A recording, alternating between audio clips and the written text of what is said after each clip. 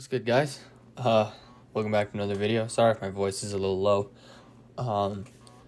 But yeah, Nuggets season ended about 3 hours ago, so I thought I would. Just a quick recap, quick first reactions on what happened. In terms of the series that we lost, I really underestimated how good Phoenix was. Like, honestly, they are so much better than I thought. I think nerves got them in the first series. That's why they looked kind of bad in the first few games of the first series against the Lakers. But because guys like Jay Crowder were shooting terribly, Chris Paul was hurt as well. That obviously played a huge factor. But then having him healthy, and then Jay Crowder shot 50% from three in this series. So I thought that obviously that's a big help for that.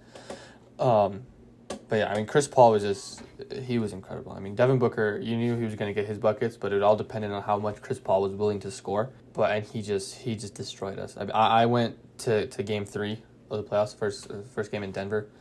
And in the second half, the Nuggets got to within 4 at one point in the third quarter. And Chris Paul just said, all right, give me the ball, give me the rock. I'm going to run pick and roll, high screen and roll, because I know Jokic is playing drop coverage. I'm going to play high pick and roll. I'm going to get to my spot, free throw line extended at the right side, and I'm going to shoot a contested mid-range jumper, and there's nothing you can do about it. And he did that all game 3, and he did it all in game 4 if you watch that game. In the second half, I mean, he was unconscious. Him being able to control the pace of the game that well. As a Nuggets fan, obviously, it was very frustrating to watch that. But as a basketball fan, when I took a step back and looked at it from a different point of view, it was just incredible. And I am rooting for the Suns in the next round. I think with all the injuries that Brooklyn now has, because I know Kyrie Irving got hurt in their game today. James Harden's been hurt. I don't know if he's coming back in this series. I think if they don't come back, I think Brooklyn probably loses in the second round to Milwaukee. That's the biggest contender out, and the entire league is wide open, and I think the Suns have a legit shot at winning a title. And I think that'd be great. I love their roster. I love Monty Williams. You know, what he went through a few years ago with his wife and stuff, that was just terrible. And for him to be able to bounce back like this and have 2 really good seasons coaching a team and have a legit shot at a title, I think is just incredible. And I love Chris Paul, too. He's one of my favorite players of all time. I tweeted during Game 3, and there was a play where he fouled, Jokic fouled him, and Chris Paul kind of baited him into that. And then Jokic did literally the same thing 2 plays later, and Chris Paul was, complaining about it. And it was really funny, and I tweeted, I was like, he complaining about a foul when he did the same thing, 2 plays earlier. I'm starting to hate him, but I can't hate him. He's proven too many people wrong the last couple seasons for me to be able to hate him. And Phoenix has been my second team for 3 seasons now. Ever since they got DeAndre Ayton, I don't know why. I've just always paid attention to them, and I've always, liked them. And obviously now that I am, going to school in Phoenix, it kind of makes sense for me to like them too.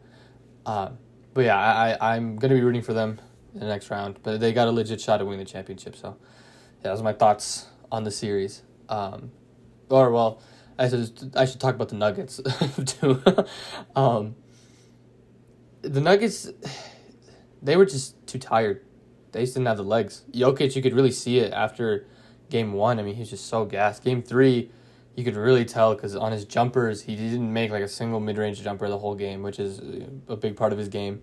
He only made 1 3, and he missed a lot of free throws and shots he normally makes. He was 13 of 29 for 32 points, which is just really, really inefficient for Jokic. Even though it's not that inefficient, just for his standards and for what he's done this season, it was inefficient. But yeah, I mean, he was really out there with no help because Michael Porter Jr. was also kind of hurt. And he was hurt. Obviously, I mean, you get Will Barton back, but he's on a minutes restriction in the first couple games, so he can't help that much. PJ Dozier's still out. Obviously, Jamal Murray is still out, so there really was no chance from the beginning. And I think Nuggets fans were a bit too optimistic about what the team could do without that, and their starting backcourt still being out. So, yeah, I mean, it was it was fun to watch them win a series. I think it really proved that Jokic truly was the MVP of the league. But the second round, there's just when you look back at it, there really was no way they were going to get out of it. Starting Facu and Rivers for the first 3 games, and there's no slight on them. They're both 2 very, very good players. They're 2 very quality NBA players in a playoff series against a backcourt the caliber of Chris Paul and Devin Booker. There's no way that's going to be able to win you a playoff series. So, yeah, I mean, it wasn't really a disappointment when I look back at it. Just in terms of how the season overall went, I thought it was a good season, considering what the vibe of the team was about 2 months ago when Jamal Murray got hurt. Getting to the second round and having your best player win the MVP, that's pretty good. That's pretty good. But yeah, that ACL tear really screwed everything up. If he stays healthy for the playoffs, as unobjective as I can get, or as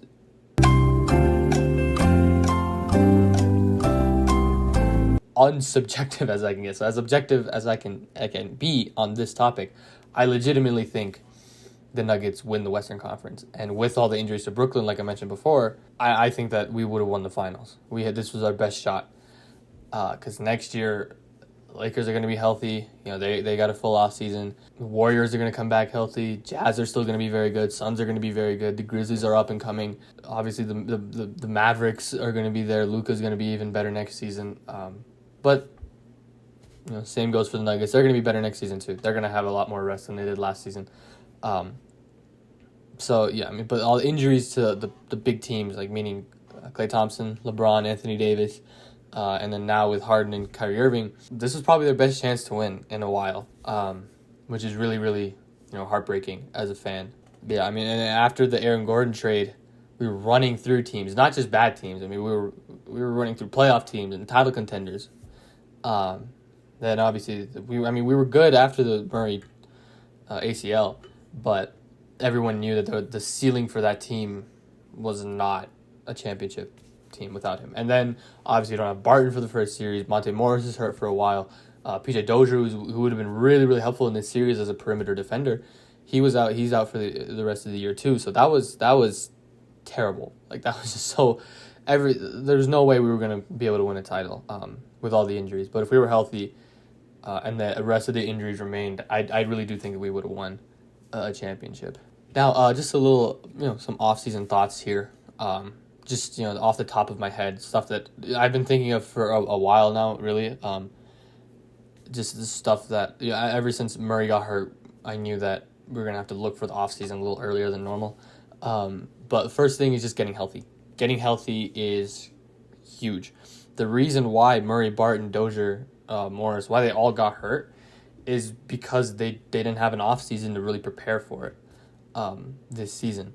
They're all still so tired from the bubble because we were one of the last 4 teams remaining. We had one of the shortest off seasons in the league. The wear and tear of the season just got to them way, way earlier than it should have. And I think having a full off season to recover is going to be huge for every single guy on the team. And I think we're going to start off the season way better, which is going to obviously end up being more beneficial to our seedings later in the year. Another thing is that Zeke Naji, I think he's going to be key for the Nuggets, because I think that Nuggets aren't going to retain Paul Millsap. I think he either retires, unfortunately, or he's going to go to another team for one more year. He might go back to like Utah or something, where he first started, just for sentimental reasons. But yeah, I think Zeke Naji is huge for the Nuggets. I think he can be a great 3-and-D player. I think he can take over Paul Millsap's role, because he showed a lot with all the injuries that the front court had early in the season, with guys like MPJ, Michael Green, and Paul Millsap. They were all hurt at separate points in the year. Zeke Naji was able to fill in for those guys, and honestly do a pretty admirable job. He showed that he had a really good 3-point stroke. He showed he's got great defensive instincts. He's a good rebounder. Doesn't really create for himself yet, but we're not going to need him to do that regardless. He's just going to be a good catch and shoot 3-point shooter, good finisher at the rim, and a really good defensive player. And I think him getting an off season with an NBA team, NBA training, I think that's going to be big for him. Second thing is, I talked about 3-and-D a little bit with Zeke, but I want a true 3-and-D wing. I think that's what the Nuggets should be looking for, because that's something we really, really missed in the playoffs. A guy like Torrey Craig and what Jeremy Grant was for the Nuggets last year, would really, really help him this season. I know Aaron Gordon kind of filled that role in the first playoff series against Portland. He shot like 60% from three, but he didn't make a single three in the 4 games against Phoenix. So that was definitely unsustainable success from the three-point line, even though he is a positive defensive player. I don't know what the free agent class is going to look like in terms of 3-and-D players, but or 3-and-D wings at least. But I do know in the draft there are 3 guys who I'm going to looking at Jaden Springer, Jared Butler, and Terrence Shannon Jr. Those 3 guys should be at the top of my list, top of my draft board. If I'm the Nuggets, who I think they're going to be picking like 25, 26, somewhere around there in the draft. So guys like that off the bench to fill in for what Jamal Murray brought, I think is going to help. I think Facu is on a 2-year deal, so he'll still be back. PJ he'll still be back. Barton, I'm assuming Barton's picking up his player option, and if he declines the player option, they got a lot more things to worry about. But I'm just assuming if Barton picks up his player option, that's the route that they're going to go in, and try and get a 3-and-D guard, 3-and-D wing, a guy who can play the 2 or the 3. All right, last little offseason thing. Marc Gasol should be the top free agent on the Nuggets board if he is going to stay in the NBA, because I know Pau Gasol, he's in Spain, and I don't know if Mark will want to go play with him or something. But Marc Gasol, if he is going to stay in the NBA for another year, I think he should be on the top free agent list. Not really because of his playing ability, but talking about his playing ability, he is still a very good bench center. As a guy who can shoot the 3 and he can anchor a defensive unit where he's not the best defensive player off of the bench, but he's a guy who can anchor a defensive unit inside. And I think his 3-point shooting ability and his passing ability is just going to be huge. I think he's a perfect fit for us. And the biggest thing what I think he should do, or he would do for the Nuggets, is he would be able to teach Jokic how to be a positive defensive player. Well, not only positive, but a good defensive player while being athletically challenged, I will say. As you guys don't remember, Marc Gasol won a Defensive Player of the Year in 2013, 2012. And he really had the same body shape and body size and athleticism that Jokic did. And he was the best defensive player in the league. Well, LeBron was the best defensive player in the league that season, but Marc Gasol he was in conversation regardless of whether he deserved to win Defensive Player of the Year or not. He was in conversation for the best defensive player in the entire NBA while not being an athletic player. And I think being able to teach Jokic how to be that is the biggest thing. And I think that should be priority number 1 for Jokic, because he was, as much as I love him, he was a little exposed in pick and roll defenses, both in the first round and the second round. So him being able to hold his own one-on-one against faster players, I think Marc Gasol would be a great teacher for that. And I think that he should be the number 1 target for the Nuggets. Overall, as I guess in a conclusion of this video, I think that Nuggets had a great season. Honestly, I think they had a really good season. I think the emergence of MPJ was probably the second biggest storyline behind Jokic. Him being able to show that he could be a number 2 option, at least in the regular season, as a second-year player, is crazy.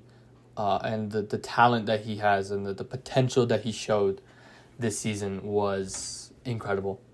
And I think he's just got to learn how to get a better handle. He has the tools to be a good defender. He's just an idiot. So if he just learns, how to be smart on the defensive end, I think he'll be fine next year. Especially because next year by playoff time, hopefully, Jamal Murray will be back fully in the swing of things, and he'll be able to take the pressure off MPJ as a number 2 option. But I love his emergence. I love Jamal's emergence as being more of a consistent player from probably February to April. He was great. He was averaging like 25, 26 a game in that entire stretch, on great efficiency. So, yeah, there were a lot of good storylines throughout the whole season, especially towards the middle, late March going into mid-April. There were a lot of great storylines, a lot of great things to take apart from this team. And, the Murray injury really screwed up a lot of it. And it was kind of, I guess, like a disappointing end just because what could have been. But being able to watch Jokic win an MVP was phenomenal. I'm so grateful I was able to go and watch the ceremony where they gave the trophy to him. And I was able to go to the game where he had 32, 20, and 10. The first time in 51 years someone's done that. So, you know, I'm so grateful I was able to watch, you know, a player like him win an MVP. You know, first MVP in franchise history, lowest drafted MVP ever. I think that storyline should have been pushed more, for being honest. But no, I mean, overall, just a good season. And honestly, I'm glad I can watch basketball without stress now. You know, I love watching basketball, but whenever the Nuggets are in the playoffs, I am sweating. I'm sweating my balls off. You know, I'm so tense about every little thing that happens. But I'm glad I'm able to watch, you know, the Clippers and Utah series with no stress. I'm going to be able to watch the Eastern Conference playoffs without stress. I'm going to be able to watch the the finals without stress. And I think it's going to be fun. This is going to be a great rest of the playoffs because it's just wide open for everyone. But yeah, that was just a quick recap. I will be uploading more over the summer. I've been saying it every time. We'll be uploading more. I'm going to try and upload once a week.